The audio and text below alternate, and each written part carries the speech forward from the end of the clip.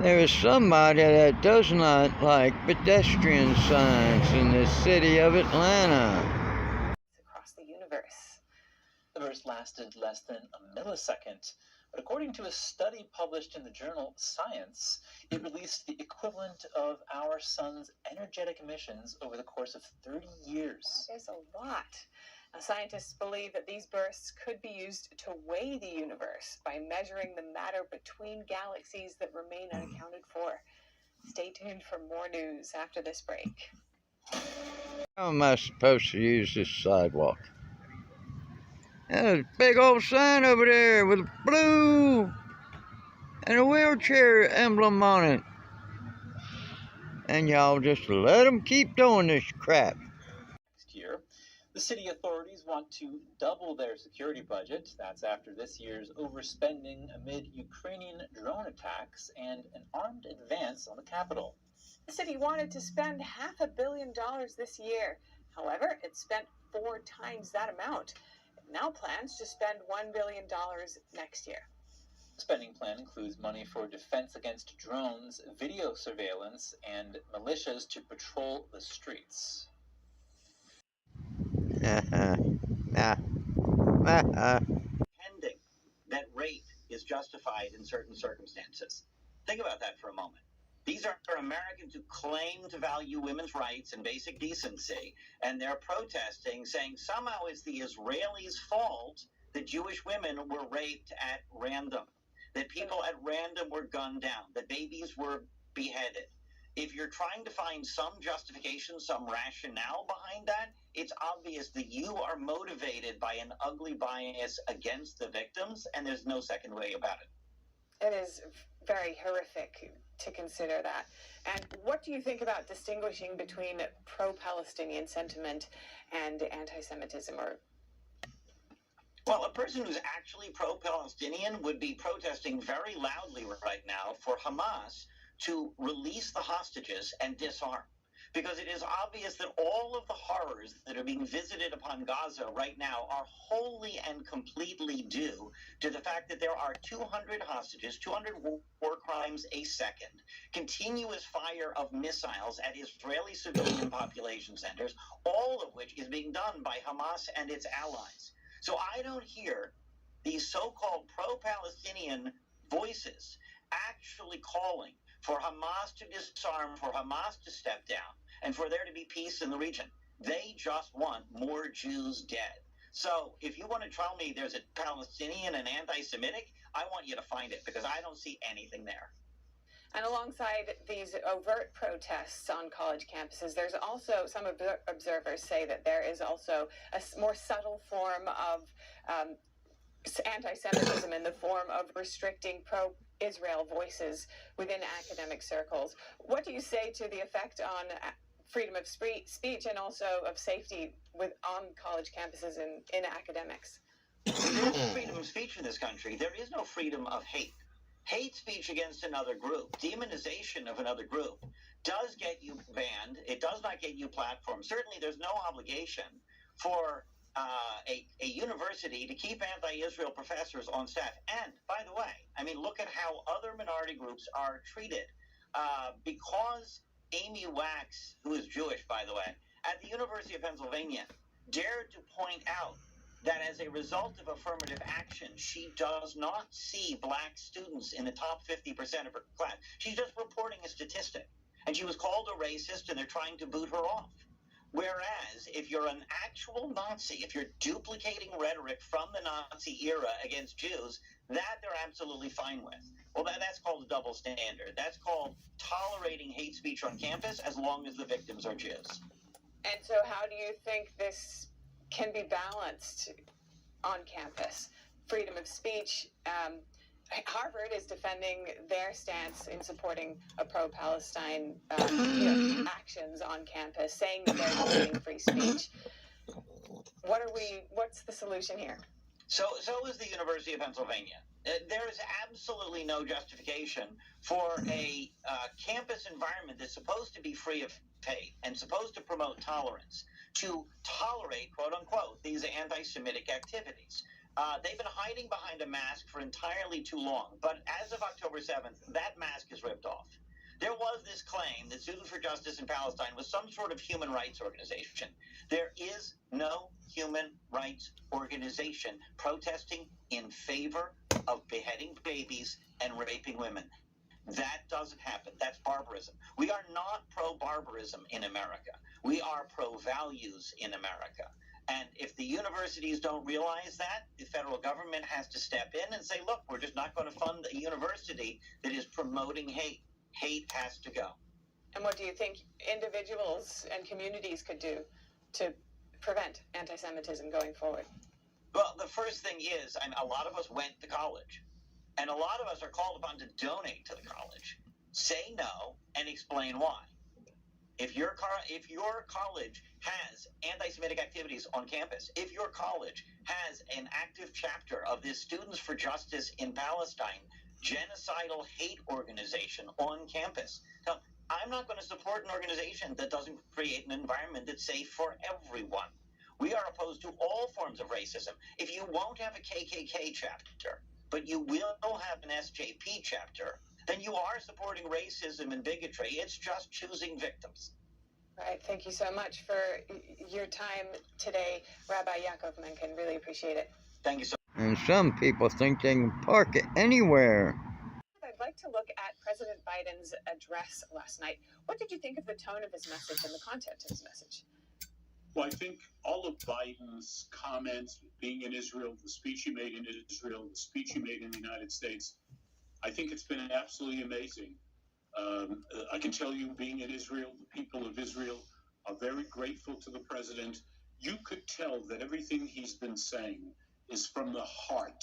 It's not just on a teleprompter. It's coming very deep from inside Joe Biden. People of Israel appreciate it. I appreciate it. God bless the president. And you're in Israel now, as you mentioned. How are the people of Israel feeling and processing all of this? And well, it's been very difficult. I was in the South. I went to different communities that were completely destroyed, women raped, children shot in the face, the most horrendous, the most unbelievable things imaginable committed by so-called human beings against other people. A massacre of men, women, and children. So the people of Israel, obviously shocked, but I got to tell you, united, determined to make sure that Hamas disappears from the face of the earth, that they are removed from Gaza so they can never perpetrate these kind of crimes. And just keep in mind that missiles are falling on the civilian population in Israel. I don't think America or France or England or any country in the world, Russia, China, would permit, would live with what the people of Israel live with. I mean, right here in Jerusalem, I had to run to a safe house, a safe spot in the house to protect myself from explosions. So enough is enough. And I guarantee you there will not be this organization after Israel is done. And that must be so terrifying and horrific. I can't even imagine. But, you know, the whole world is watching this and, of course, reporting on it. We see a lot going on, obviously, in U.S. media.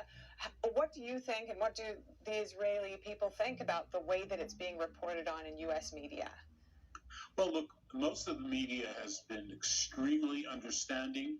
Anyone in the media who has truly been witness to what has happened here in this country, in the South, almost 2 weeks ago, 13 days ago, anyone who's aware of the facts, the actual facts, understands that there's only one way to deal with this, and that is to eradicate evil personified. What's unfortunate is when the bombing of the hospital took place in Gaza, what I find incredible is the respected media outlets like the New York Times and CNN and others, the BBC, that, you know, they all accepted what this terrorist organization told them.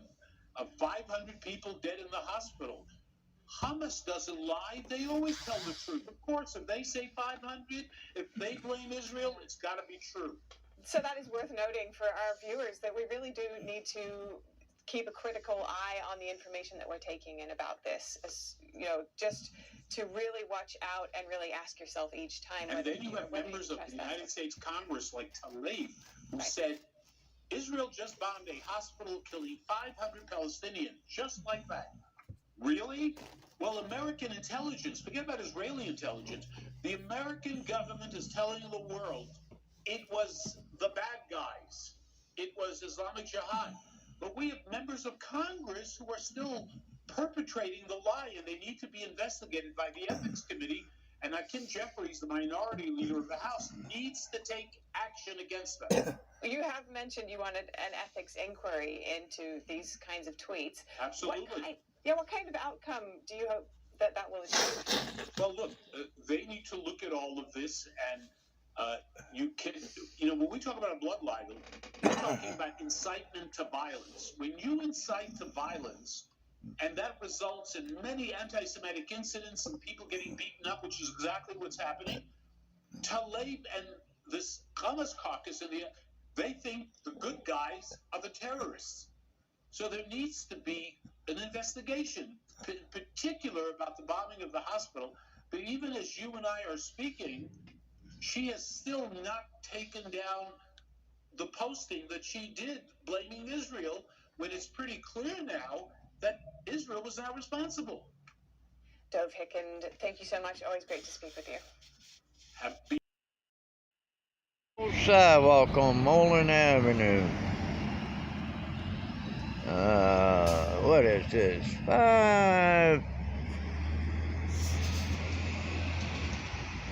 5:32? 5:22. 5:22. Do have a huge impact on the work of the court. The basic equipment, computers, cameras, do not work. All this makes it impossible to conduct court sessions. We cannot even issue copies of court orders. Ми не можемо. Ukraine is kickstarting a long-delayed nationwide hiring spree to fill more than 2,000 judge vacancies. The ambitious effort undertaken during the country's war with Russia is key to clearing the backlog. The war adds an additional burden, as around 100,000 alleged Russian crimes are already being investigated. Зареєстровано. Just think about the numbers of new cases that will be sent to courts. Even if all the vacancies are filled, all the hiring is done, the workload will still be enormous. The judge hiring spree will involve up to 7,000 interviews. Members of the High Qualification Commission of Judges, one of the two bodies tasked with hiring new judges, described the process as a super marathon. We have to make sure the hiring process is transparent. We have to guarantee that hiring is conducted in an honest way. For this, we need time, but it will not drag for years. 100% sure it will not. Selecting judges is only part of the challenge. Some 2,000 sitting judges will also require integrity checks. Пишеться на посадах. Those who will keep their posts, whose competence we will confirm, will shape the new era for the judicial power in Ukraine. Судовій владі України. The overhaul of the judiciary coincides with a broader bid to crack down on corruption. A July survey found that nearly 90% of Ukrainians believed corruption was the most serious problem facing their country, apart from the war. Yeah, they could have at least fixed this thing. Replaced it. And they did the rest of the sidewalks in little 5 points. There's your address. Wars. He said making sure these nations succeed is vital for U.S. national security interests. What are the U.S. national security implications of these two wars? Chris, I think that's really probably the big question out there right now is what's the strategy? What's the plan? Those of us who've been involved in developing these kinds of things with the Department of Defense, Department of State, or various other entities are looking to see that presented to the American people clearly. What's our objective?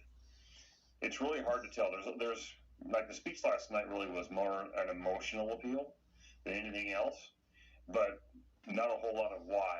And I realize he's using this idea about, Putin could expand the conflict if he wins in Ukraine, and Israel's an ally and always has been. Tying the two conflicts together, I don't think was a good comparison. So I think we're left with hat in hand going, what are we doing? And Colonel, let's look at this. The Iran-backed Houthi group in Yemen fired missiles and drones northward, potentially towards Israel, before they were brought down by the U.S. Navy. What do we know about these missiles and drones and the likelihood they were heading for Israel?